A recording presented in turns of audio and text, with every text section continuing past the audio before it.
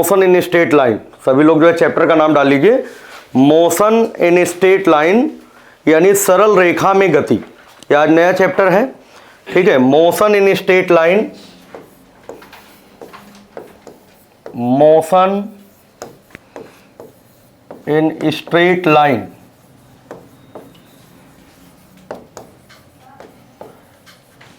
ठीक है। इसको हिंदी में कहते हैं सरल रेखा में गति, सरल रेखा में गति। यह नया चैप्टर है। इसे वन डायमेंशनल मोशन भी कहते हैं। इसी को क्या बोलते हैं? One dimensional motion. इसी को लिख लीजिए, one dimensional motion, one dimensional motion. Hindi में इसको कहेंगे एक विमीय गति। वन डायमेंशनल मोशन का मतलब होता है एक विमीय गति, एक विमीय गति। वन डायमेंशनल मोशन का मतलब होता है एक विमीय गति, ठीक है। तो देखो, हम लोगों ने जब मैकेनिक्स स्टार्ट किया था तो हमने आपको बताया था कि मैकेनिक्स क्या होती है। मैकेनिक्स का मतलब होता है यांत्रिकी, ठीक है। हम आप लोगों को एक बार थोड़ा सा बेसिक क्लियर कर देते हैं कि यांत्रिकी क्या है, फिर से बता देते हैं। और चैप्टर का नाम जो आपको पढ़ना है वो तो पता ही चल गया। चैप्टर का नाम क्या है? Motion in straight line. अब ये जो motion in straight line chapter है ना, ये मैकेनिक्स के अंतर्गत है। किसके अंतर्गत है? मैकेनिक्स। मैकेनिक्स का मतलब होता है यांत्रिकी। यांत्रिकी फिजिक्स की एक ब्रांच होती है जो रिजिड बॉडी के बारे में स्टडी कराती है। किसके बारे में? Rigid body. फिजिक्स की ऐसी ब्रांच जो रिजिड बॉडी के बारे में स्टडी कराती है, उसे क्या बोलते हैं? उसे मैकेनिक्स कहते हैं। मैकेनिक्स का मतलब यांत्रिकी कहते हैं। तो मैकेनिक्स किसकी ब्रांच है? फिजिक्स की ब्रांच है। किसके बारे में स्टडी कराती है? रिजिड बॉडी के बारे में स्टडी कराती है, ठीक है।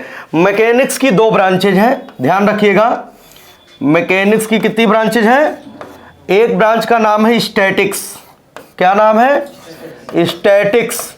स्टैटिक्स को हिंदी में बोलते हैं स्थैतिकी, ठीक है। जो नए लोग हैं वो नोट कर लेंगे, जिन्होंने नोट नहीं किया है, जो शुरुआत में नहीं थे, उनके लिए जरूरी है। मैकेनिक्स का मतलब होता है यांत्रिकी, और यांत्रिकी फिजिक्स की एक ब्रांच होती है जो किसके बारे में स्टडी कराती है? रिजिड बॉडी के बारे में। मैकेनिक्स की दो ब्रांचेज हैं। पहली ब्रांच का नाम है स्टैटिक्स। स्टैटिक्स को हिंदी में बोलते हैं स्थैतिकी। और दूसरी ब्रांच का नाम है डायनेमिक्स। डायनेमिक्स का मतलब होता है गतिकी। डायनेमिक्स का क्या मतलब है? गतिकी, ठीक है। तो ये मैकेनिक्स की दो ब्रांचेज हैं। अब देखिए स्टैटिक्स क्या होता है। स्टैटिक्स मैकेनिक्स की एक ऐसी ब्रांच होती है, स्टैटिक्स मैकेनिक्स की एक ऐसी ब्रांच होती है जो स्टेशनरी ऑब्जेक्ट के बारे में स्टडी कराती है। किसके बारे में? अगर कोई भी बॉडी रुकी हुई है, कोई भी वस्तु विरामावस्था में है, तो उसके बारे में अध्ययन कराने वाली मैकेनिक्स को क्या बोलते हैं? स्टैटिक्स कहते हैं। जैसा कि नाम जो स्टैटिक्स है, स्टैटिक्स का मतलब स्थैतिकी। स्थैतिकी का मतलब रुका हुआ। स्थैतिकी का मतलब रुका हुआ। तो मैकेनिक्स की ऐसी ब्रांच जो स्टेशनरी ऑब्जेक्ट के बारे में स्टडी कराए, उसे क्या बोलते हैं? उसे स्टैटिक्स कहते हैं, ठीक है। स्थैतिकी का मतलब यांत्रिकी की वह शाखा जो रुकी हुई वस्तु के बारे में अध्ययन कराती है, उसे क्या बोलते हैं? स्थैतिकी कहते हैं। और ये जो डायनेमिक्स है, डायनेमिक्स को हिंदी में क्या बोलते हैं? गतिकी। गतिकी क्या होती है? गतिकी का मतलब है यांत्रिकी की ऐसी ब्रांच। ये किसकी ब्रांच है? मैकेनिक्स की ब्रांच है। तो यांत्रिकी की ऐसी ब्रांच जो मूविंग ऑब्जेक्ट के बारे में स्टडी कराए, ठीक है। ये किसके बारे में स्टडी कराती है? मूविंग ऑब्जेक्ट, गति करते हुए वस्तु। अगर गतिमान वस्तु के बारे में अध्ययन करना है तो उसे हम लोग क्या बोलेंगे? डायनेमिक्स कहेंगे। और रुकी हुई वस्तु के बारे में अध्ययन करना है तो उसे क्या बोलेंगे? स्टैटिक्स बोलेंगे। स्टैटिक्स का मतलब स्थैतिकी और डायनेमिक्स का मतलब क्या होता है? गतिकी। इधर देखिएगा, इसकी दो ब्रांचेज हैं, इसकी भी दो ब्रांचेज हैं डायनेमिक्स की। एक ब्रांच का नाम है काइनेमेटिक्स। क्या नाम है? काइनेमेटिक्स है। इसको हिंदी में बोलते हैं शुद्ध गति विज्ञान। शुद्ध गति विज्ञान, ठीक है। काइनेमेटिक्स को बोलते हैं शुद्ध गति विज्ञान और दूसरी ब्रांच इसकी है काइनेटिक्स। काइनेटिक्स का मतलब होता है गति विज्ञान। काइनेटिक्स का मतलब होता है गति विज्ञान। ये चीज आपको इंट्रोडक्शन मालूम होना चाहिए कि मैकेनिक्स क्या होता है, मैकेनिक्स की कितनी ब्रांचेज है, और जो डायनेमिक्स है उसकी जो 2 ब्रांचेज हैं उनके बारे में पता होना चाहिए कि काइनेमेटिक्स क्या होता है और काइनेटिक्स क्या होता है। देखो, चाहे काइनेमेटिक्स हो चाहे काइनेटिक्स हो, दोनों ही मूविंग ऑब्जेक्ट के बारे में स्टडी कराएंगे। चाहे काइनेमेटिक्स हो चाहे काइनेटिक्स हो, दोनों में वस्तु गति कर रही होगी, दोनों ही गतिमान वस्तु के बारे में अध्ययन कराएंगी। बट डिफरेंस क्या होता पता है? डिफरेंस जो शुद्ध गति विज्ञान होता है, मतलब जो मूव करेगी उसके बारे में रीजन नहीं बताया जाएगा। मतलब केवल गति के बारे में ये स्टडी कराएगी और गति का कारण क्या है उसके बारे में स्टडी नहीं करेंगे। मतलब काइनेमेटिक्स के अंतर्गत केवल मोशन के बारे में स्टडी करते हैं, मोशन के काज के बारे में स्टडी नहीं करते हैं। और ये जो काइनेटिक्स होता है, काइनेटिक्स का मतलब गति विज्ञान। गति विज्ञान में क्या होता है, मोशन के बारे में भी स्टडी करते हैं और मोशन का कॉज क्या है, किसकी वजह से मोशन स्टार्ट हुआ, उसके बारे में भी स्टडी करते हैं। और कॉज ऑफ मोशन जो होता है, जो गति का कारण होता है, वो फोर्स होता है। गति का कारण क्या होता है? फोर्स। यानी इसमें बल के बारे में भी स्टडी करते हैं, इसमें फोर्स का कॉन्सेप्ट नहीं आता है। काइनेमेटिक्स में कहीं पर भी बल के बारे में स्टडी हम लोग नहीं करते हैं, मतलब कॉज ऑफ मोशन क्या है उसके बारे में स्टडी हम लोग नहीं करते हैं शुद्ध गति विज्ञान में, काइनेमेटिक्स में। लेकिन जो काइनेटिक्स होता है, काइनेटिक्स के अंतर्गत हम लोग मोशन के बारे में भी स्टडी करते हैं और मोशन के कॉज के बारे में भी स्टडी करते हैं। किसमें? काइनेटिक्स। काइनेटिक्स में गति पर विचार तो करेंगे ही करेंगे, और गति का कारण क्या है, किसकी वजह से गति प्रारंभ हुई है, उसके बारे में भी चर्चा किया जाता है काइनेटिक्स में। बट काइनेमेटिक्स में केवल हम लोग मोशन के बारे में स्टडी करते हैं, कॉज ऑफ मोशन को स्टडी नहीं करते हैं। समझ में आया बात कि नहीं? तो यांत्रिकी, यांत्रिकी का मतलब मैकेनिक्स, ठीक है। It is a branch of physics, it is a branch of physics which deals with the study of rigid body. कहने का मतलब है भौतिक विज्ञान की वह शाखा जो दृढ़ वस्तु के बारे में अध्ययन कराती है, उसे क्या बोलते हैं? यांत्रिकी कहते हैं। उसे क्या बोलते हैं? उसे मैकेनिक्स कहते हैं। यांत्रिकी की 2 शाखाएं, यांत्रिकी की कितनी शाखाएं हैं? 2। पहली ब्रांच का नाम है स्टैटिक्स। क्या नाम है? दूसरी ब्रांच का नाम है डायनेमिक्स। दूसरी ब्रांच का क्या नाम है? डायनेमिक्स। स्टैटिक्स और डायनेमिक्स दोनों ही मैकेनिक्स की ब्रांचेज हैं। इसका मतलब दोनों ही रिजिड बॉडी के बारे में स्टडी कराएंगी, चाहे स्टैटिक्स हो और चाहे डायनेमिक्स हो, दोनों ही किसकी स्टडी कराएंगी? रिजिड बॉडी की, ठीक है। अगर रिजिड बॉडी, अगर दृढ़ वस्तु विरामावस्था में है तो उसके बारे में स्टडी कराने वाली मैकेनिक्स को क्या बोलते हैं? स्टैटिक्स कहते हैं। समझ गए बात कि नहीं? तो कहने का मतलब स्टैटिक्स मैकेनिक्स की एक ब्रांच है। स्टैटिक्स किसकी ब्रांच है? मैकेनिक्स की, जो रुकी हुई वस्तु के बारे में अध्ययन कराती है। समझ गए बात कि नहीं? और यांत्रिकी की वह शाखा, मैकेनिक्स की वह ब्रांच जो मूविंग ऑब्जेक्ट के बारे में स्टडी कराए, जो गतिमान वस्तु के बारे में अध्ययन कराए, ऐसी ब्रांच को बोलते हैं डायनेमिक्स। क्या बोलते हैं? अब जो डायनेमिक्स होती है उसकी भी 2 ब्रांचेज हैं। डायनेमिक्स की कितनी ब्रांचेज हैं? कौन कौन सी?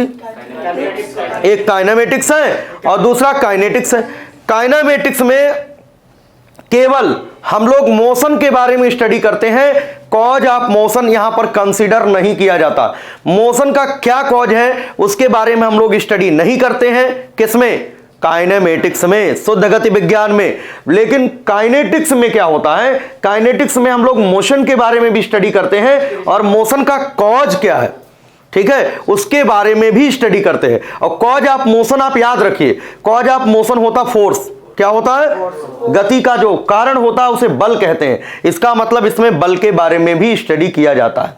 समझ गए बात कि नहीं?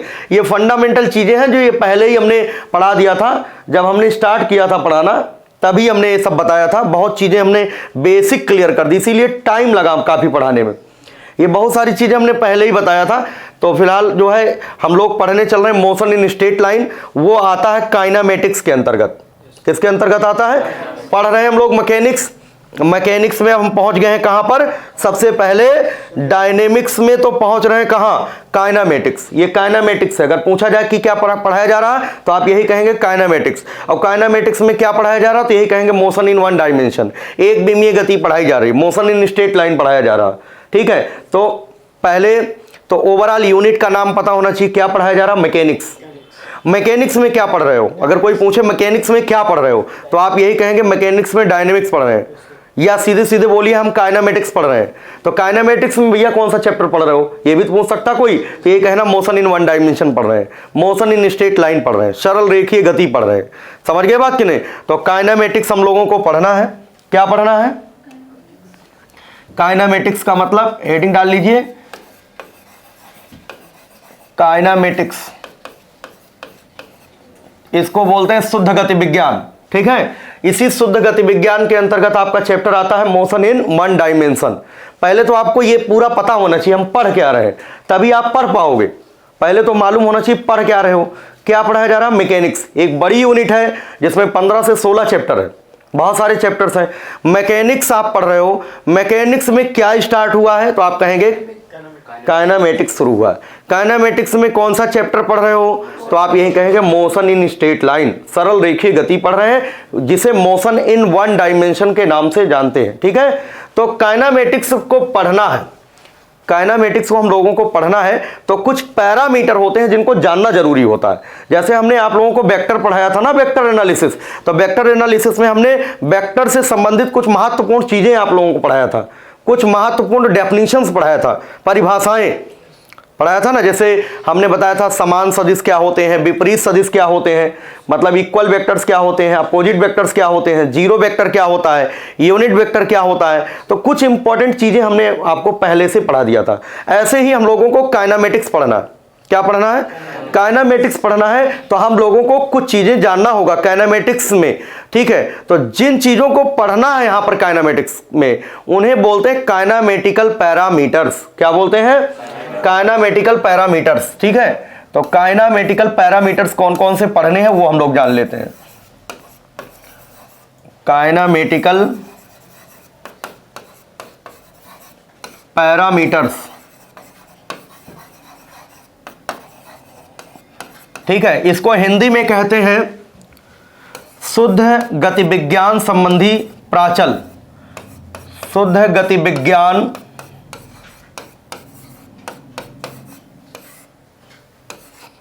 से संबंधित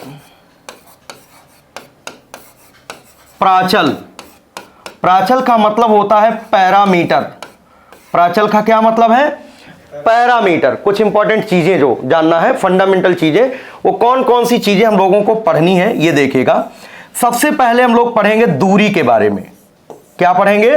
काइनामेटिकल पैरामीटर में हम लोगों को सबसे पहले क्या पढ़ना है? दूरी, जिसको इंग्लिश में बोलते हैं डिस्टेंस। क्या बोलते हैं? डिस्टेंस बोलते हैं। दूसरा पॉइंट हम लोगों को पढ़ना है विस्थापन। विस्थापन का मतलब हम लोग पढ़ेंगे डिस्प्लेसमेंट। डिस्प्लेसमेंट का मतलब होता है विस्थापन। तीसरा काइनामेटिकल पैरामीटर है जिसको चाल बोलते हैं। क्या बोलते हैं? चाल। इसको इंग्लिश में बोलते हैं स्पीड। क्या बोलते हैं? स्पीड। इसके बाद हम लोगों को पढ़ना है वेग। वेग का मतलब होता है वेलोसिटी। वेग का मतलब वेलोसिटी। इसके बाद पढ़ना है त्वरण। त्वरण को इंग्लिश में बोलते हैं एक्सेलरेशन। क्या बोलते हैं? एक्सेलरेशन बोलते हैं। तो देखो इतनी चीजें यहां पर हमको पढ़नी है। ये जो सारी चीजें हैं, दूरी हो गया, विस्थापन हो गया, चाल हो गया, वेग हो गया, त्वरण हो गया। ठीक है, एक बार समझ लीजिए। दूरी मतलब डिस्टेंस, ठीक है, डिस्प्लेसमेंट मतलब विस्थापन, स्पीड का मतलब होता है चाल, वेलोसिटी का मतलब होता है वेग, एक्सेलरेशन का मतलब क्या होता है? त्वरण। ठीक है, ये जो चीजें बोर्ड पर आपको दिख रही हैं इनको बोलते हैं काइनामेटिकल पैरामीटर्स। क्या बोलते हैं? मतलब ये चीजें पढ़नी है, फोर्स के बारे में स्टडी नहीं करना। यहां पर काइनामेटिक्स में केवल मोशन के बारे में स्टडी करना। मोशन का कॉज क्या है, गति का कारण क्या है, उसके बारे में हमको लोगों को स्टडी नहीं करना है। इसका अर्थ यह है, कॉज ऑफ मोशन का मतलब फोर्स। कॉज ऑफ मोशन का मतलब फोर्स। कहने का मतलब काइनेमेटिक्स में हम लोग कहीं पर भी फोर्स के बारे में स्टडी नहीं करेंगे, बल के बारे में स्टडी नहीं करेंगे। समझ में आया बात कि नहीं? तो ये सब है काइनेमेटिकल पैरामीटर्स, इनको नोट कर लो, काइनेमेटिकल पैरामीटर्स। ठीक है, गति विज्ञान संबंधी कुछ प्राचल है, दूरी है, विस्थापन है, चाल है, वेग है, त्वरण है, ये फंडामेंटल चीजें हैं, इनको कहते हैं काइनेमेटिकल पैरामीटर्स। क्या बोलते हैं? Kinematical parameters. ठीक है, distance, displacement, speed, velocity, acceleration, these are kinematical parameters, इनको बोलते हैं काइनेमेटिकल पैरामीटर्स। ठीक है, तो ये हो गया। इसके बाद नेक्स्ट देखेंगे हम लोग कि दूरी क्या होता है। सबसे पहले हम लोग दूरी जानेंगे। काइनेमेटिकल पैरामीटर में डिस्टेंस के बारे में समझेंगे। डिस्टेंस का मतलब होता है दूरी। डिस्टेंस का मतलब क्या होता है? दूरी होता है। अब दूरी को समझने का प्रयास करें सभी लोग। डिस्टेंस क्या होता है? जैसे देखो, ये मान लो y एक्सिस है और ये मान लो क्या है? x एक्सिस है। ये y अक्ष है और ये क्या है? x अक्ष है। मान लो कोई भी पार्टिकल जो है a पॉइंट से चलना शुरू किया। कहां से? पहले पार्टिकल की पोजीशन a पॉइंट पर, पहले पार्टिकल की पोजीशन कहां पर? a पॉइंट पर। और कुछ समय के बाद पार्टिकल जो है b पॉइंट पर पहुंच गया और इस तरीके से रास्ते से चल रहा, ऐसे ऐसे टेढ़ा मेढ़ा इस तरीके से चल रहा। मतलब पार्टिकल यहां से चला ऐसे होते हुए, ऐसे ऐसे देखो इस रास्ते पर चल रहा और फाइनली कहां पर पहुंच गया? बी पॉइंट पर। फाइनली कहां पर पहुंच गया? बी पॉइंट पर। तो ये जो रास्ता है ना, ये जो पाथ है, ये जो रास्ता देख रहे हो, इसी रास्ते की लंबाई को बोलते हैं डिस्टेंस। क्या बोलते हैं? इसे डिस्टेंस कहते हैं। ऐसे समझो, जैसे मान लो ये कोई पार्टिकल है, ए पॉइंट से चला और बी पॉइंट पर पहुंचा। इस रास्ते की लंबाई मान लो 10 मीटर है। रास्ते की लंबाई कितनी है? 10 मीटर। फिर बी से चला, सी पर पहुंचा। ठीक है, ये रास्ते की लंबाई मान लो 5 मीटर है। फिर सी से चला, डी पर पहुंचा, ये रास्ते की लंबाई मान लो 10 मीटर है। फिर डी से चला और ई पर पहुंचा, ये रास्ते की लंबाई 5 मीटर है ना? पहले कण ए पर था, ए से कहां गया? बी, रास्ता कितना चला? 10 मीटर। फिर बी से कहां पर पहुंचा? सी, रास्ता कितना चला? 5 मीटर।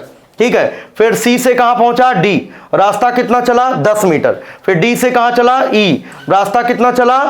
तो टोटल रास्ता कितना चला? 10, 5, 15, 15, 10, 25, 25, 5, 30। ये जो टोटल पाथ लेंथ है, ये जो कुल रास्ते की लंबाई है, कुल रास्ते की लंबाई कितनी आई? 30 मीटर। कुल रास्ते की लंबाई, कुल रास्ते की लंबाई कितनी आई? 30 मीटर। तो ये जो 30 मीटर आया ना, टोटल पाथ लेंथ आया है। तो टोटल पाथ लेंथ को ही बोलते हैं दूरी। क्या बोलते हैं? Total path length. Total path length travelled by the particle during the motion is defined as distance. उसे क्या बोलते हैं? उसे दूरी कहते हैं। किसी कण द्वारा चली गई पथ की कुल लंबाई को क्या बोलते हैं? दूरी कहते हैं। ये जो रास्ता है ना, ये जो रास्ते की लंबाई है, जितना भी रास्ता वो चलेगा, उसी रास्ते की लंबाई को क्या बोलते हैं? दूरी बोला जाता है। ये टोटल पाथ लेंथ, इसमें डेफिनेशन लिख सकते हैं, total path length. Total path length जो होता है, ठीक है, total path length covered by the particle during the motion, during the motion is defined as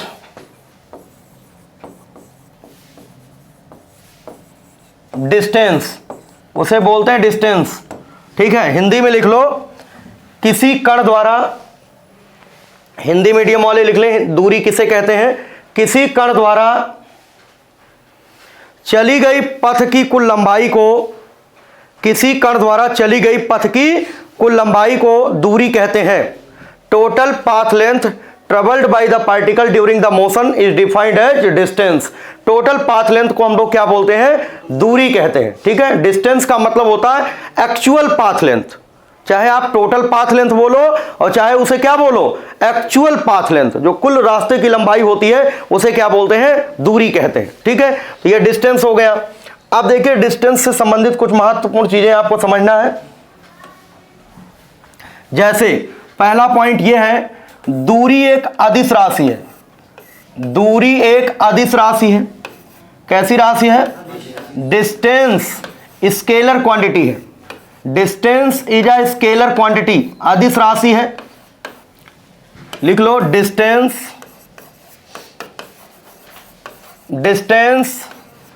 is a scalar quantity. Scalar quantity होती है, इसमें केवल मैग्नीट्यूड होता है। इसमें क्या होता है? केवल मैग्नीट्यूड होता है, कोई डायरेक्शन नहीं होता, कोई दिशा नहीं होती, इसलिए इसको बोलते हैं स्केलर। ठीक है। एसआई यूनिट, एसआई मात्रक पूछा जाए, एसआई यूनिट ऑफ डिस्टेंस, दूरी का एसआई मात्रक जो होगा वो लंबाई का होगा, और लंबाई का क्या होता है? मीटर होता है। ठीक। और डायमेंशन, डायमेंशन का मतलब होता है बीमा। डायमेंशन का मतलब बीमा, इसकी जो डायमेंशन होती है वो यल होती है। डिस्टेंस की डायमेंशन क्या होती है? यल होती है। ये कभी भी निगेटिव नहीं होता। दूरी का मान सदैव धनात्मक होता है। दूरी का मान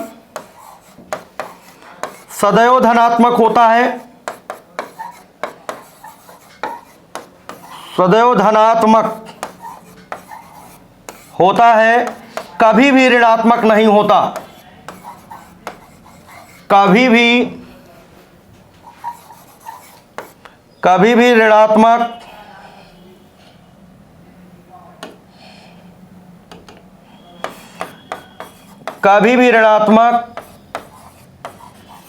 नहीं होता है। कभी भी ऋणात्मक नहीं होता है। इसमें इंग्लिश में लिख लो सभी लोग, distance is always positive. Distance हमेशा क्या होता है? पॉजिटिव होता है। कैन नेवर बी निगेटिव, कभी भी निगेटिव नहीं होता। कभी सुना है क्या कि कोई भी कण जो है -10 किलोमीटर की दूरी तय किया? ऐसा तो सुना नहीं है। 10 किलोमीटर, 5 किलोमीटर, 2 किलोमीटर, 3 किलोमीटर, आधा किलोमीटर, ऐसी दूरी तो आप लोग कहते हो। ऐसा तो है नहीं कि जो है आप ये कहते हो कि -5 किलोमीटर की दूरी तय किया। तो दूरी का मान कभी निगेटिव होता ही नहीं। डिस्टेंस जो है कभी भी निगेटिव नहीं हो सकता। Distance is always positive.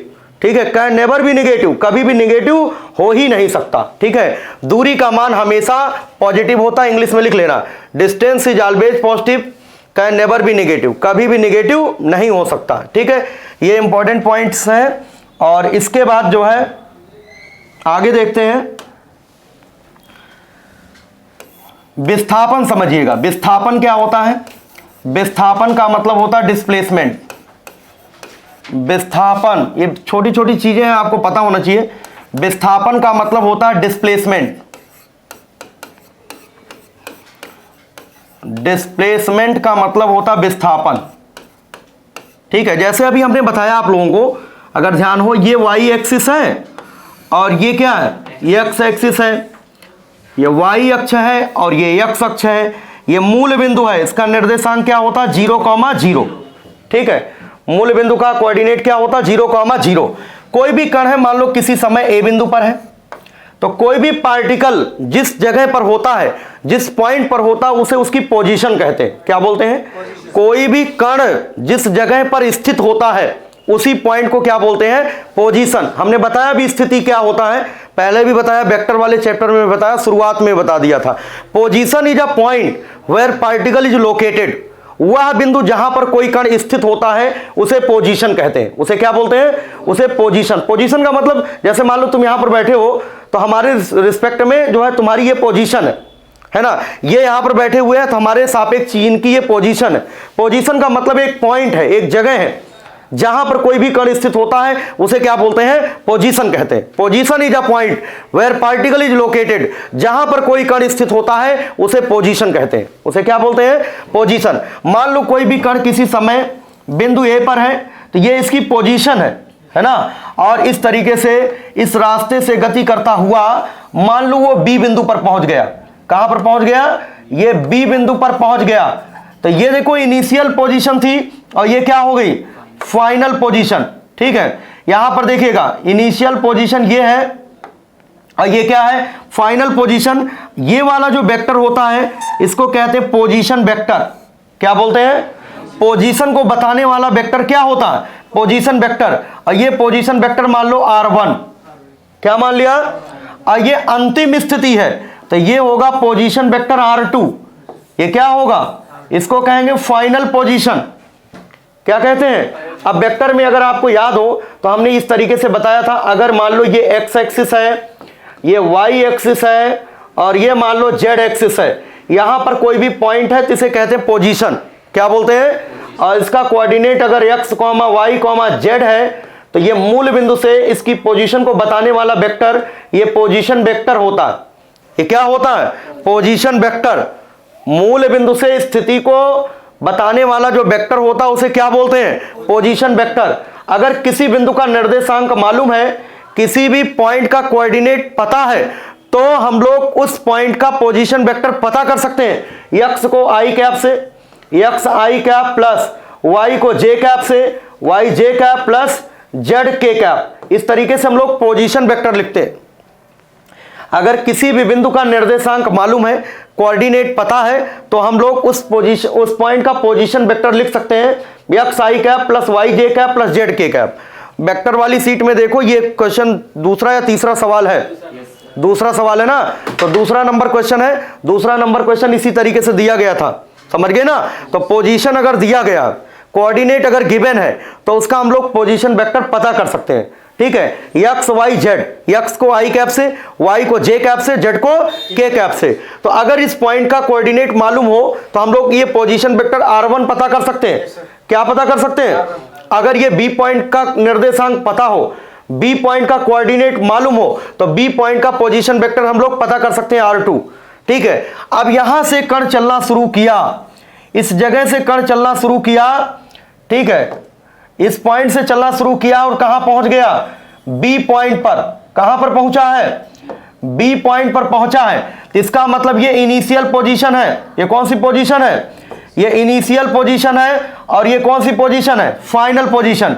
इन दोनों पोजीशन को मिलाने वाली जो सीधी रेखा है, स्ट्रेट लाइन, इसकी जो लेंथ होती है इसको कहते हैं डिस्प्लेसमेंट। क्या बोलते हैं?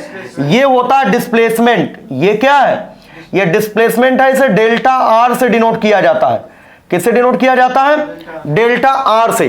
तो इनिशियल पोजीशन और ये फाइनल पोजीशन ठीक है, दोनों स्थितियों को मिलाने वाली जो सीधी रेखा की लंबाई होती है उसको हम लोग बोलते हैं डिस्प्लेसमेंट। क्या बोलते हैं? तो डिस्प्लेसमेंट। डिस्प्लेसमेंट की डेफिनेशन लिख सकते हो, लिखिए the length of straight line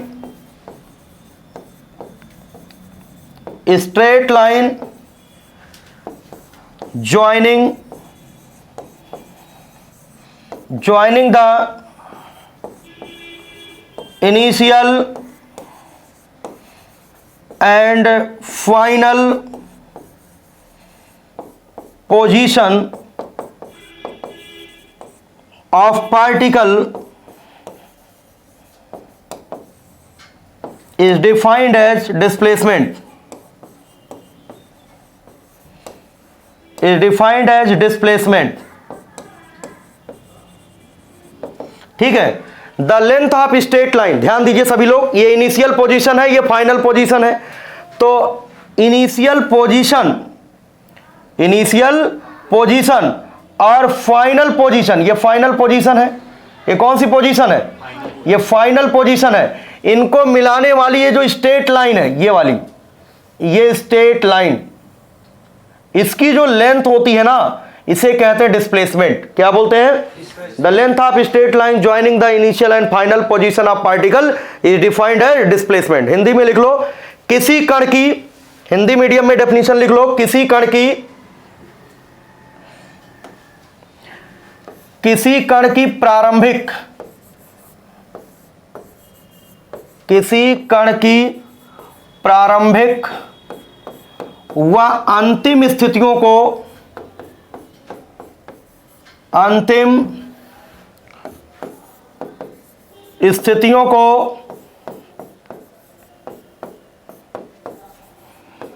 मिलाने वाली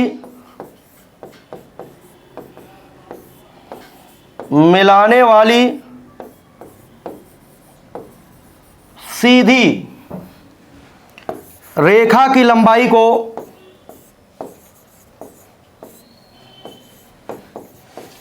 सीधी रेखा की लंबाई को विस्थापन कहते हैं।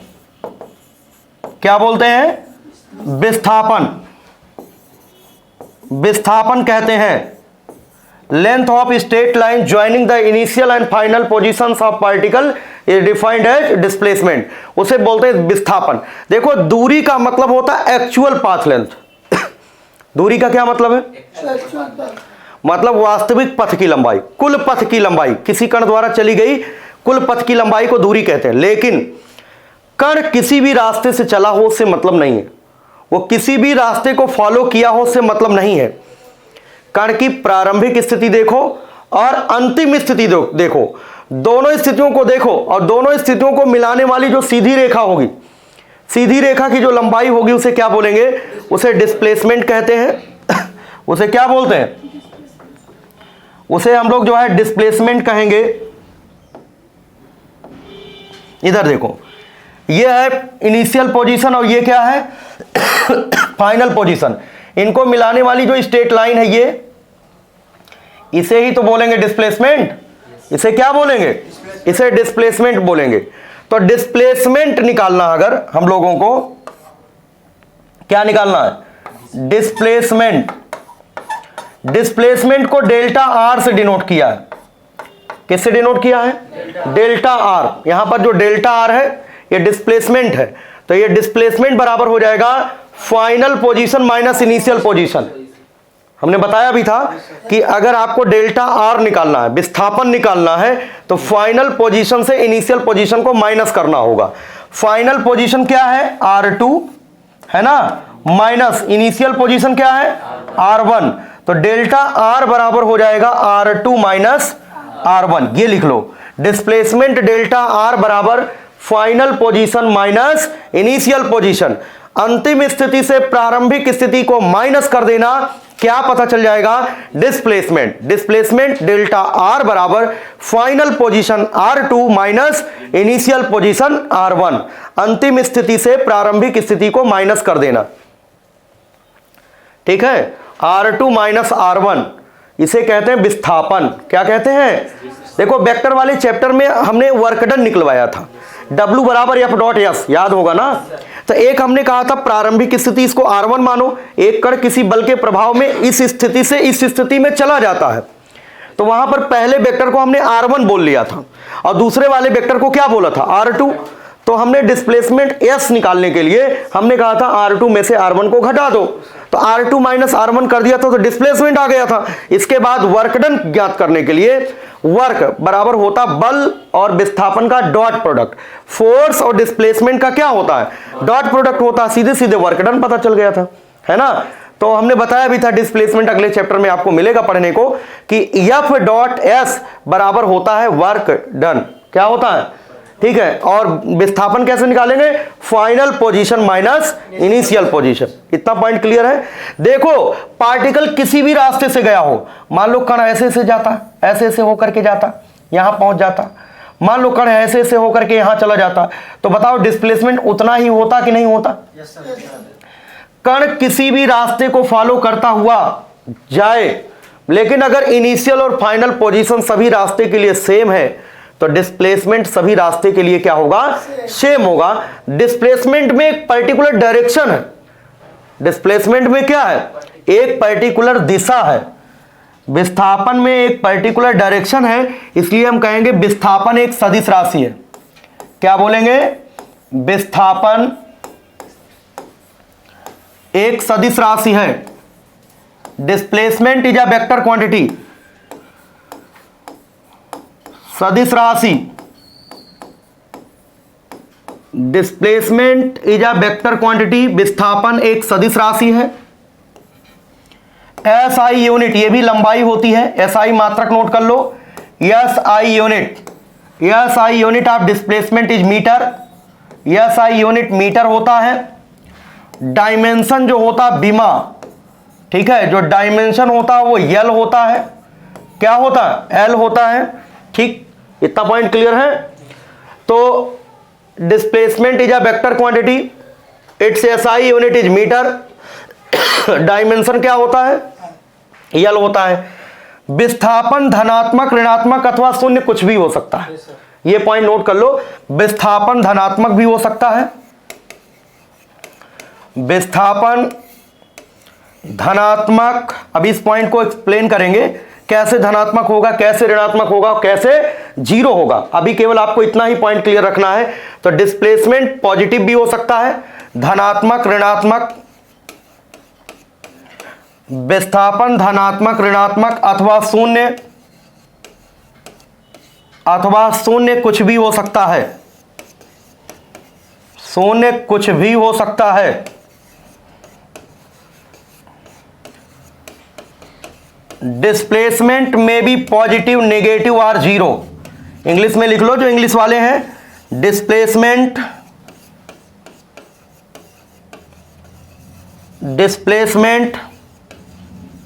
में भी पॉजिटिव, ठीक है, नेगेटिव और जीरो। डिस्प्लेसमेंट पॉजिटिव भी हो सकता है, नेगेटिव भी हो सकता है और जीरो भी हो सकता है। क्लियर है इतना पॉइंट सबको? किसी को कोई दिक्कत? दूरी का मतलब हमने बताया कुल पथ की लंबाई, लेकिन विस्थापन में हमने अलग चीज बताया। किसी कण की प्रारंभिक व अंतिम स्थितियों को मिलाने वाली सीधी रेखा की लंबाई को क्या बोलते हैं? विस्थापन कहते हैं। दूरी अदिश राशि होती है, लेकिन विस्थापन कैसी राशि है? सदिश राशि है। दूरी का मान हमेशा पॉजिटिव होता है, कभी भी नेगेटिव नहीं होता। लेकिन जो डिस्प्लेसमेंट होता है, जो विस्थापन होता है, विस्थापन का मान पॉजिटिव भी हो सकता है, नेगेटिव भी हो सकता है और जीरो भी हो सकता है। ठीक है, दूरी का एसआई मात्रक क्या होगा? मीटर होगा। विस्थापन का भी एसआई मात्रक क्या होगा? मीटर होगा। ठीक है, डायमेंशन डिस्टेंस की यल होगी, डिस्प्लेसमेंट की भी क्या होगी? यल होगी। अब ये जो डिस्प्लेसमेंट के बारे में बता रहे हैं कि डिस्प्लेसमेंट में भी पॉजिटिव, नेगेटिव और जीरो, इसको अच्छे से समझते हैं कि भाई दूरी तो हमेशा धनात्मक में सुना है, लेकिन विस्थापन को हम बता रहे हैं कि डिस्प्लेसमेंट जो है पॉजिटिव भी हो सकता है, नेगेटिव भी हो सकता है और जीरो भी हो सकता है। कैसे हो सकता है ये समझना है। विस्थापन धनात्मक, ऋणात्मक अथवा शून्य कैसे हो सकता है? इधर देखिए, ये मान लो वाई अक्ष है और इसको ये एक्स अक्ष मान लो, और ये मूल बिंदु है, इसका निर्देशांक क्या होता है? 0,0। ठीक है, ये एक्स एक्सिस है और ये क्या है? वाई एक्सिस है। ठीक, ध्यान से समझना सब लोग। मान लो कोई भी पार्टिकल यहां से चलना शुरू करे और इस तरीके से ओ पॉइंट से चल करके मान लो ए पॉइंट पर पहुंच जाए। ओ से चले कहां पर पहुंच जाए? और ये लंबाई मान लो 20 मीटर है। कितने मीटर है? 20 मीटर। तो अगर हम पूछें आप लोगों से प्रारंभिक स्थिति क्या होगी, तो आप कहोगे ओ पॉइंट है। फाइनल पोजीशन क्या है, तो क्या बोलोगे? ए पॉइंट है। इन दोनों स्थितियों को मिलाने वाली जो सीधी रेखा की लंबाई है वो यही तो होगी, इतनी ही तो लंबाई होगी।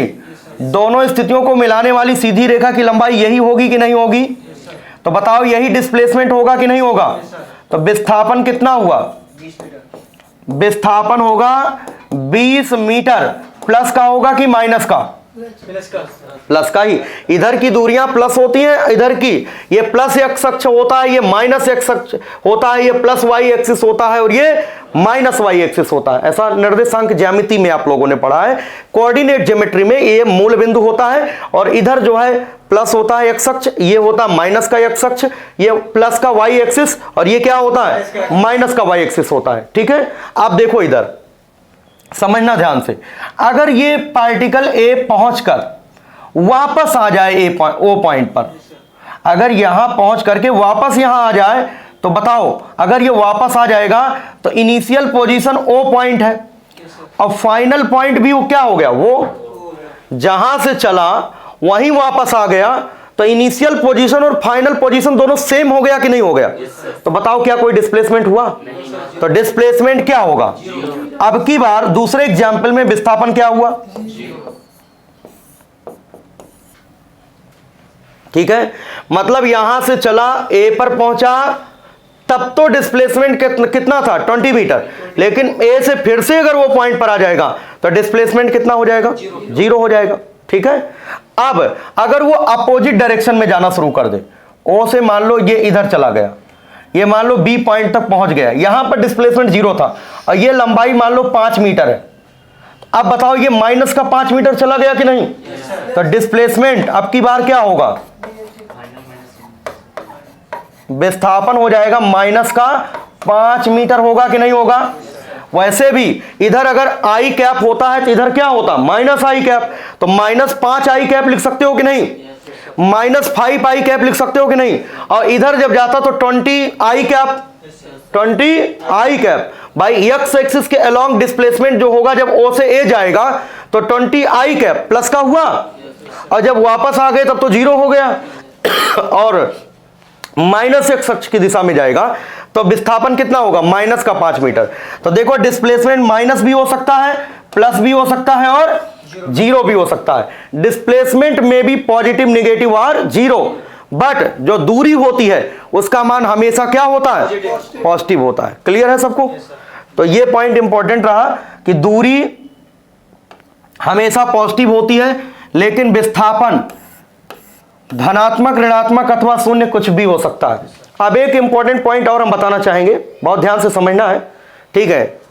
इसको हम टेलीग्राम पे दे देंगे, उतार लेना वहां से, ठीक है। अगर नहीं लिख पा रहे हो तो टेलीग्राम से देख लेना, ठीक है, या वीडियो देख लेना अपना। यहां पर देखो, जैसे मान लो कोई भी पार्टिकल है वो A पॉइंट से चल रहा है और B पॉइंट तक पहुंच रहा है। A से चला B पॉइंट तक, ठीक, और ये लंबाई मान लो 40 मीटर है। कितने मीटर है?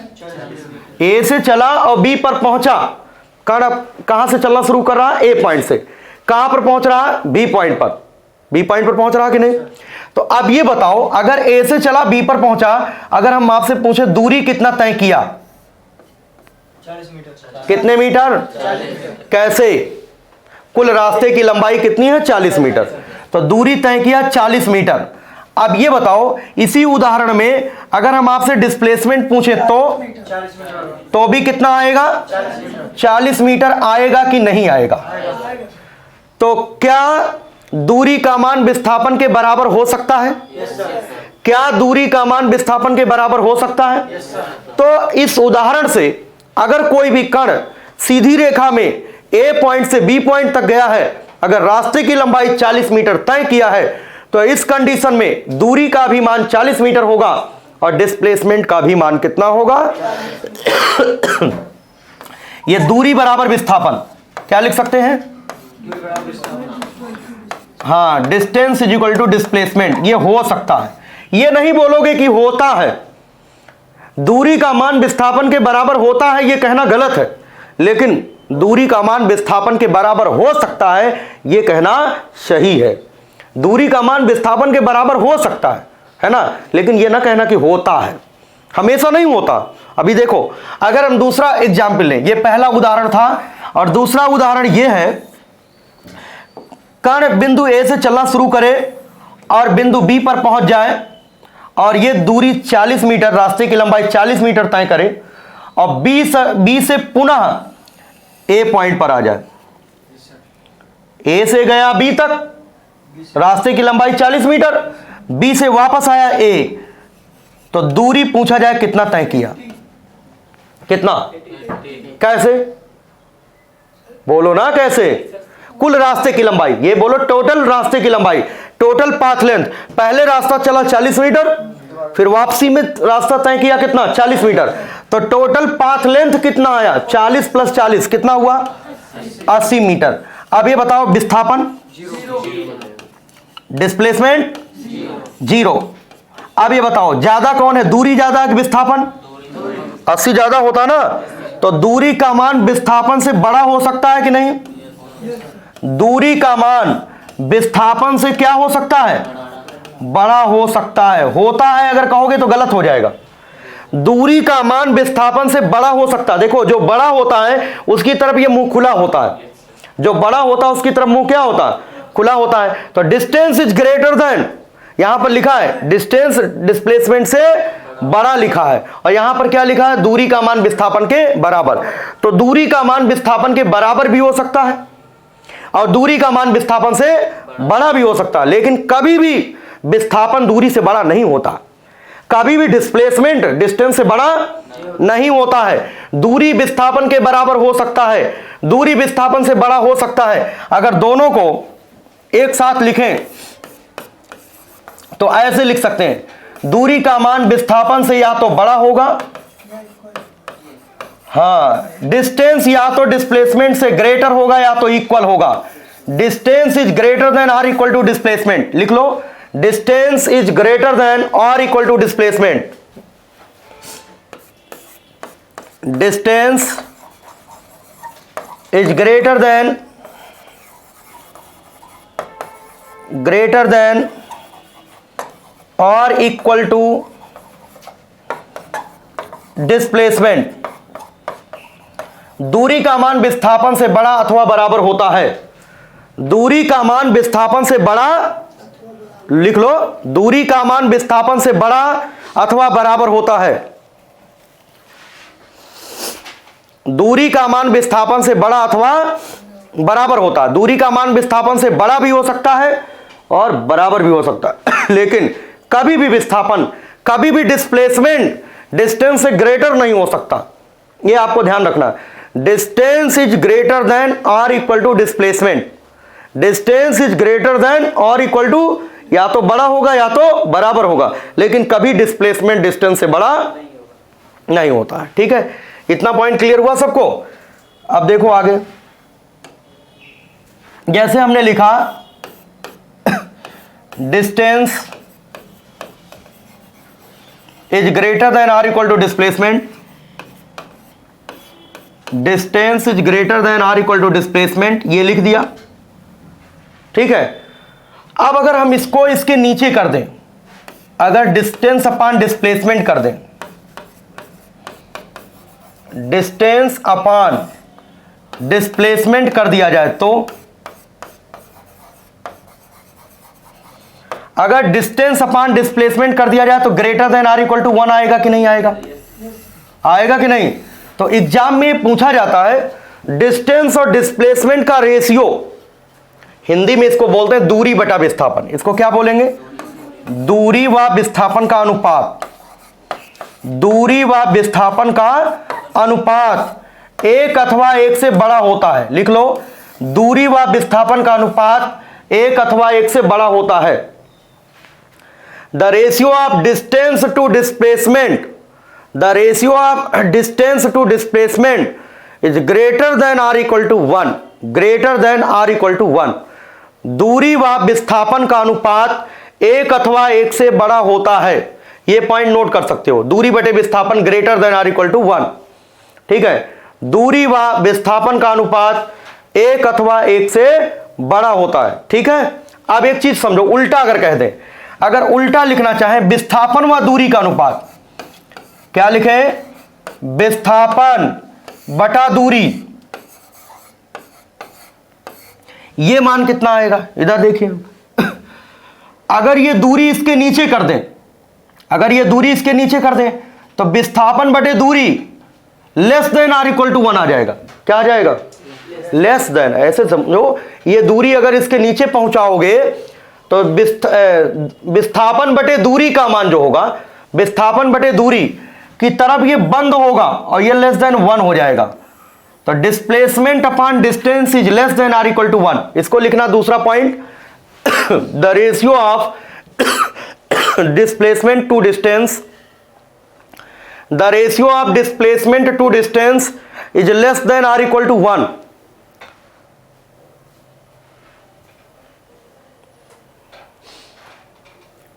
ठीक है, the ratio of displacement to distance is less than or equal to 1। Hindi में लिख लो, विस्थापन व दूरी का अनुपात 1 अथवा 1 से कम होता है।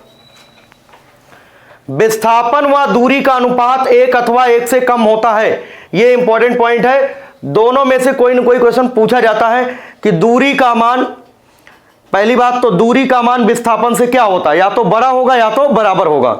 दूसरा क्वेश्चन पूछा जाएगा दूरी और विस्थापन का अनुपात, दूरी व विस्थापन का अनुपात, डिस्टेंस और डिस्प्लेसमेंट का रेशियो, तो 1 भी हो सकता, 1 से ग्रेटर भी हो सकता, और डिस्प्लेसमेंट अपॉन डिस्टेंस या तो 1 होगा या तो 1 से छोटा होगा।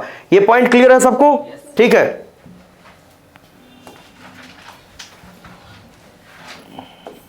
अब इधर देखिए सब लोग, एक क्वेश्चन समझते हैं हम लोग।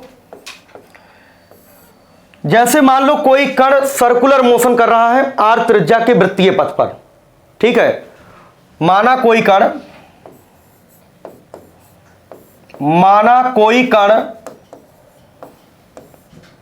कोई कण r त्रिज्या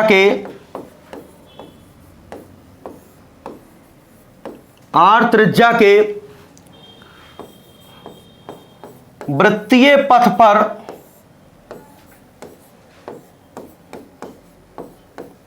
गतिमान है।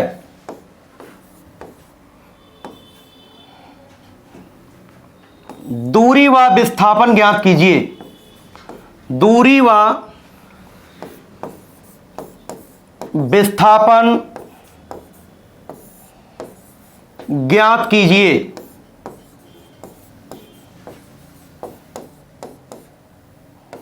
ठीक है, लिखो let us suppose a particle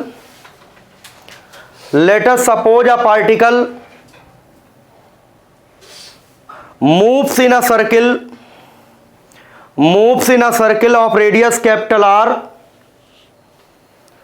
moves in a circle of radius capital R. Find distance and displacement.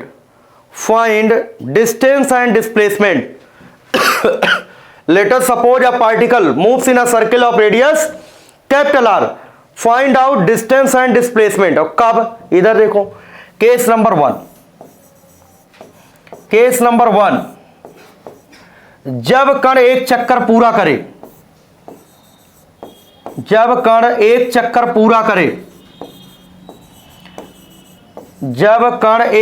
पूरा करे, इंग्लिश में लिख लो, when particle complete one cycle, जब पार्टिकल एक साइकिल कंप्लीट करे, when particle complete one cycle, जब वो कंप्लीट करता है एक साइकिल को। इधर देखना, ये वृत्ताकार मार्ग है और ये उसका केंद्र है और रेडियस है r। रेडियस क्या है? अगर कोई भी पार्टिकल ए पॉइंट से चले और ये वृत्तीय मार्ग पर चलता हुआ ऐसे इस तरीके से सर्कुलर मोशन करता हुआ इस रास्ते पर चलता हुआ, अगर ये पुनः उसी पॉइंट पर आ जाता है, इसका मतलब एक सर्किल कंप्लीट कर लिया ना। जब पार्टिकल एक सर्किल कंप्लीट करता है तो हमको दूरी बतानी है और विस्थापन बताना है। पार्टिकल जिस पॉइंट से चला है उसी पॉइंट पर वापस आ गया है, तो डिस्प्लेसमेंट की वैल्यू कितनी होगी? 0। कितनी होगी? इन दिस केस डिस्प्लेसमेंट, यहां पर जो डिस्प्लेसमेंट जो आएगा कितना आएगा? 0। दूसरा, दूरी का मतलब होता है डिस्टेंस कितना तय करेगा? जितना सर्किल की लंबाई है। ये वृत्त की जितनी लंबाई है इतनी ही तो दूरी तय करेगा। यही तो रास्ता है, इसी रास्ते की लंबाई को तो डिस्टेंस बोलेंगे और रास्ते की लंबाई सरकमफेरेंस के बराबर होगी। रास्ते की लंबाई किसके बराबर? सरकमफेरेंस ऑफ सर्किल, यानी वृत्त की परिधि। जो वृत्त की परिधि होगी, ये जो दूरी होती है इसको परिधि बोलते हैं। क्या बोलते हैं? सरकमफेरेंस ऑफ सर्किल के बराबर होगी। और सरकमफेरेंस ऑफ सर्किल होता है 2 पाई r। क्या होता है? तो ये आंसर होगा 2 पाई r। जब कोई कण r त्रिज्या के वृत्तीय पथ पर, जब कोई पार्टिकल r रेडियस के सर्किल में एक सर्किल कंप्लीट कर लेता है तो सरकमफेरेंस के बराबर वो डिस्टेंस ट्रेवल करता है और सरकमफेरेंस ऑफ सर्किल होता है 2 पाई r। कितना होता है? इतना वो डिस्टेंस ट्रेवल करता है। लेकिन जब वो एक सर्किल कंप्लीट करता है तो जहां से चला उसी पॉइंट पर वापस आ जाता है, तो डिस्प्लेसमेंट कितना होगा? 0 हो जाएगा। समझ में आया? तो ये तो हमेशा याद होना चाहिए कि भाई जब पार्टिकल r रेडियस के सर्किल में घूम रहा तो एक सर्किल कंप्लीट करेगा तो डिस्प्लेसमेंट हो जाएगा 0 और डिस्टेंस होगा 2 पाई r, जो वृत्त की लंबाई है। और पूरे सर्किल की लंबाई सरकमफेरेंस होती है वो 2 पाई r के बराबर। ठीक है, आगे दूसरा केस सेकंड, जब कण आधा चक्कर पूरा करे, जब कण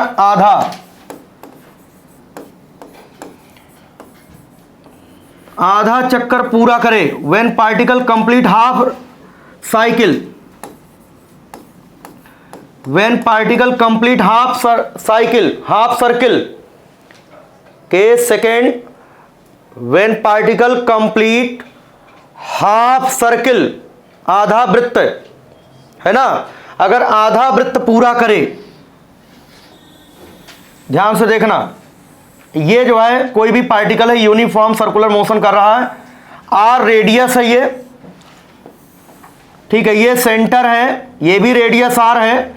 देखो ए पॉइंट से वो चला, अगर ये बी पॉइंट तक पहुंच जाए, ध्यान दे सभी लोग, ए पॉइंट से चले और कहां पर पहुंच जाए, बी पॉइंट पर, तभी तो कहोगे आधा सर्किल कंप्लीट किया। और जब ये आधा सर्किल कंप्लीट करेगा तो डिस्टेंस जो ट्रेवल करेगा, देखो पूरा सर्किल जब कंप्लीट करता था तो डिस्टेंस कितना था, 2 पाई आर, लेकिन जब आधा सर्किल कंप्लीट करेगा तो 2 पाई आर का आधा ही तो करेगा, और 2 पाई आर का आधा कितना होता, pi R. In this case distance travelled by the particle, जो डिस्टेंस होगा, डिस्टेंस कितना आएगा बोलो, पाई आर। अच्छा, अब डिस्प्लेसमेंट पूछेंगे।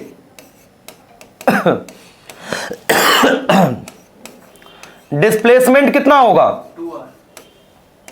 देखो इधर इनिशियल पोजीशन और ये फाइनल पोजीशन, इनको मिलाने वाली सीधी रेखा की लंबाई, यही तो विस्थापन होगा, यही तो डिस्प्लेसमेंट होगा। The length of straight line joining the initial and final positions of particle is defined as displacement. यहां से चला, यहां पहुंच गया, ये इनिशियल पोजीशन है, ये फाइनल पोजीशन है, इन दोनों स्थितियों को मिलाने वाली सीधी रेखा की लंबाई जो होगी उसे विस्थापन कहेंगे। तो r प्लस r कितना होगा, 2r। Displacement will be 2r। और इसी तरीके से कभी कभी सवाल में पूछा जाता है कि दूरी और विस्थापन का अनुपात बताओ। क्या पूछा जाता है, डिस्टेंस, इसी में डिस्टेंस अपॉन डिस्प्लेसमेंट कितना होगा, क्या होगा, पाई आर अपॉन 2r। तो r से r कैंसिल, कितना आएगा, पाई अपॉन 2। कभी कभी ये चीज पूछ लिया जाता है, कभी कभी उल्टा पूछ लिया जाता है, डिस्प्लेसमेंट अपॉन डिस्टेंस कितना होगा, तो 2 अपॉन पाई कितना हो जाएगा, 2 अपॉन पाई हो जाएगा। क्लियर है इतना। तो ये क्वेश्चंस जो है बनते हैं, इंपॉर्टेंट है। और दूरी और विस्थापन पढ़ा रहे हैं सिर्फ, अभी हम क्या पढ़ा रहे हैं, काइनेमेटिकल पैरामीटर में केवल दूरी और विस्थापन की चर्चा की जा रही है। और कहीं ना कहीं से सवाल इससे संबंधित आपको जो वेक्टर में भी मिले हैं, है ना, तो इसीलिए हमने वेक्टर पहले पढ़ा है, क्योंकि वेक्टर जो है एक तरीके से पूरे फिजिक्स में हर चैप्टर में लगेगा, वेक्टर का एप्लीकेशन होगा, तो वेक्टर पढ़ना बहुत जरूरी है। ठीक है, तो यहां से ये हो गया। तीसरा केस देखते हैं, थर्ड केस। केस थर्ड, जब कण चौथाई चक्कर पूरा करे, जब कण चौथाई चक्कर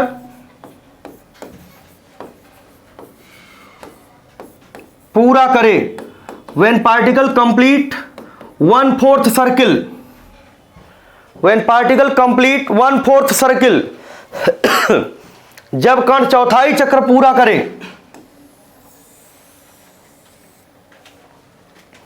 ये वृत्त का केंद्र है और ये देखिए रेडियस है, त्रिज्या। चौथाई चक्र का क्या मतलब, इधर देखना, यहां से चले, इधर देखो, इस पॉइंट से चले और इस पॉइंट पर पहुंच जाए, यही तो 1/4 सर्किल है। यहां से चले और यहां पर पहुंच जाए तो एक चौथाई चक्र पूरा करेगा कि नहीं। ये देखो रेडियस r है, रेडियस क्या है, जब एक चक्र पूरा करता था तो दूरी कितनी थी, 2 पाई आर, और आधे चक्र में क्या था, दूरी पाई आर, और आधे का आधा तो चौथाई होता है। और जब आधे का आधा, तो अब दूरी a से b तक, जब a से c तक जाएगा तो दूरी कितनी तय करेगा, distance will be,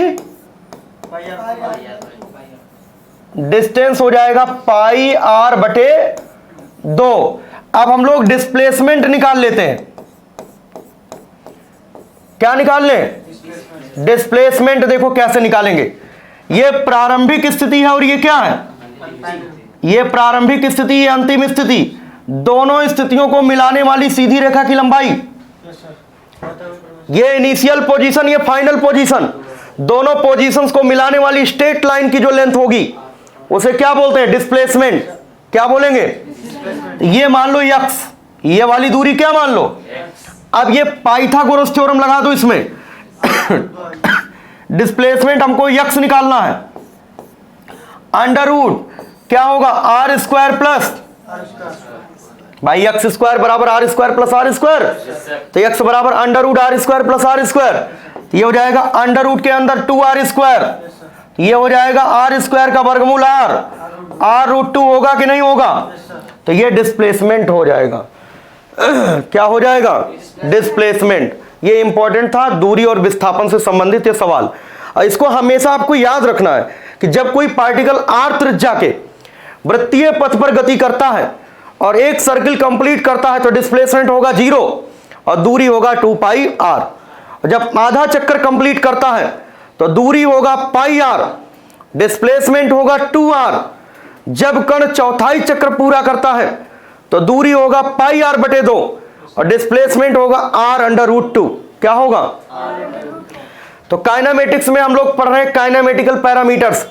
kinematical parameters में हमने दो चीजें सीख ली हैं। क्या क्या? एक तो दूरी और दूसरा विस्थापन। ठीक है, अब इसके बाद तीसरा पॉइंट समझेंगे। तीसरा काइनेमेटिकल पैरामीटर है चाल। चाल का मतलब होता है स्पीड। चाल का मतलब क्या होता है? जैसे मान लो कोई भी कण 15 मीटर की दूरी, कितने मीटर की दूरी? 1 सेकंड में तय करे तो बोलते हैं कण की चाल 15 मीटर प्रति सेकंड है। कोई भी कण मान लो 50 मीटर की दूरी 1 सेकंड में तय करे तो हम बोलेंगे चाल कितना है? 50 मीटर प्रति सेकंड। कोई भी कण 100 मीटर की दूरी 1 सेकंड में तय करे तो क्या बोलेंगे? चाल कितनी है? 100 मीटर प्रति सेकंड। कोई भी ट्रेन है 120 किलोमीटर की दूरी 1 घंटे में तय करती है तो उस ट्रेन की गति जो है 120 किलोमीटर प्रति घंटा होगी। क्या होगी? 120 किलोमीटर प्रति घंटा। मतलब समय के सापेक्ष जितनी दूरी तय करेगा, इकाई समय में जितनी डिस्टेंस ट्रेवल करेगा, उसे क्या बोलते हैं? उसकी स्पीड कहते हैं। स्पीड का मतलब गति कहते हैं। एकांक समय में चली गई दूरी को चाल कहते हैं। क्या बोलते हैं? लिखो, एकांक समय में चली गई दूरी को चाल कहते हैं। एकांक समय में चली गई दूरी को चाल कहते हैं।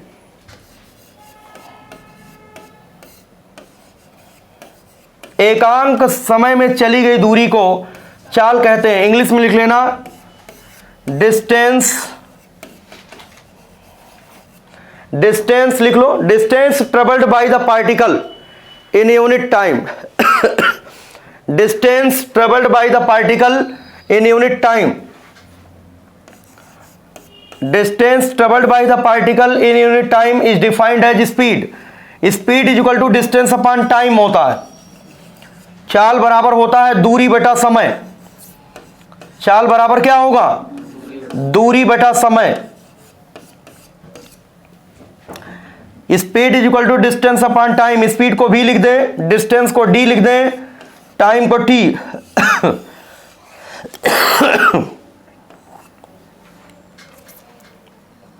चाल बराबर क्या होगा? दूरी बटे समय। यह डेफिनेशन है। एकांक समय में चली गई दूरी को क्या कहते हैं? चाल कहते हैं। Speed is equal to distance upon time हो जाएगा। कभी कभी नोट में लिख लो, स्पीड किलोमीटर प्रति घंटा में दिया गया होता है। किसमें दिया गया हो? स्पीड अगर किलोमीटर पर आवर में दिया गया है, इसको 5/18 से मल्टीप्लाई कर देना। कितने से? 5/18 से। तो ये स्पीड पता चल जाएगी मीटर पर सेकंड में। किसमें कन्वर्ट हो जाएगी? अगर स्पीड किलोमीटर पर आवर में गिवन है, उसको मीटर पर सेकंड में कन्वर्ट करना है तो 5/18 से मल्टीप्लाई कर देना। ये इंपॉर्टेंट पॉइंट है। Speed given in kilometre per hour और उसे मीटर पर सेकंड में कन्वर्ट करना है तो हम लोग क्या करेंगे? 5/18 से मल्टीप्लाई कर देंगे। इसी तरीके से अगर मीटर पर सेकंड में दिया गया है इसको 18/5 से मल्टीप्लाई कर देंगे तो ये आंसर किस में आ जाएगा, किलोमीटर पर आवर में आ जाएगा। ठीक है, ये इंपॉर्टेंट चीज है। चाल अगर किलोमीटर प्रति घंटे में दी गई है, उसको मीटर प्रति सेकंड में बदलना है तो 5/18 से मल्टीप्लाई करना, और अगर स्पीड मीटर पर सेकंड में गिवन है, उसे किलोमीटर पर आवर में कन्वर्ट करना है तो 18/5 से मल्टीप्लाई कर देना। ठीक है, तो स्पीड इज इक्वल टू होता है डिस्टेंस अपॉन टाइम। स्पीड बराबर क्या होगा, ठीक है, चाल बराबर दूरी बटे समय। चाल अदिश राशि है, चाल कैसी राशि है, स्केलर। स्पीड जो है स्केलर है, लिख लीजिए स्पीड स्केलर है, केवल मैग्नीट्यूड होता है।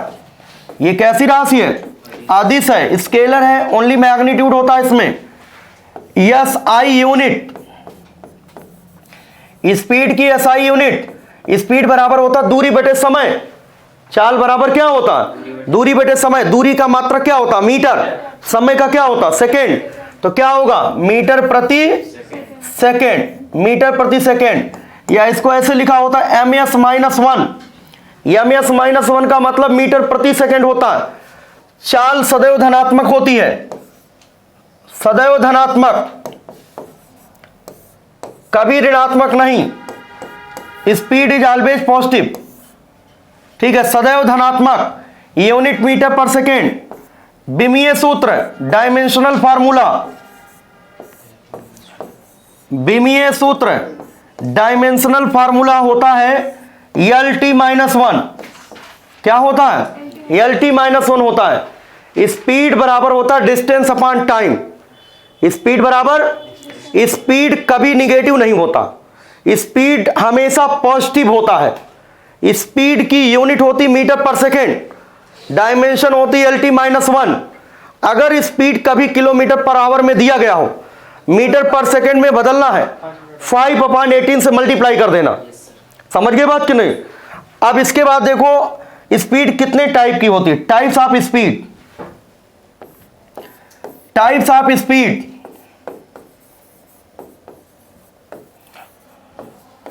चाल के प्रकार, हिंदी में इसको बोलते हैं चाल के प्रकार। अच्छा, चाल कैसी राशि बताओ, स्केलर है या वेक्टर है। स्केलर का मतलब जिसमें केवल क्या होता है, मैग्नीट्यूड, कोई भी डायरेक्शन नहीं होता। तो चाल के प्रकार में हमको पढ़ना है यूनिफॉर्म स्पीड। क्या पढ़ना है, यूनिफॉर्म स्पीड। इसको हिंदी में बोलते हैं एक समान चाल, इसको बोलेंगे एक समान चाल, यूनिफॉर्म स्पीड। दूसरा हमें पढ़ना है non uniform speed. Non uniform, non uniform speed, इसको बोलेंगे असमान चाल। असमान चाल, नॉन यूनिफॉर्म स्पीड। तीसरा हमें पढ़ना है एवरेज स्पीड। एवरेज स्पीड का मतलब है औसत चाल। ठीक है, इसको अंग्रेजी में बोलेंगे एवरेज, एवरेज स्पीड। और चौथा जो स्पीड हमको पढ़ना है इंस्टेंटेनियस, तात्क्षणिक चाल, इंस्टेंटेनियस स्पीड।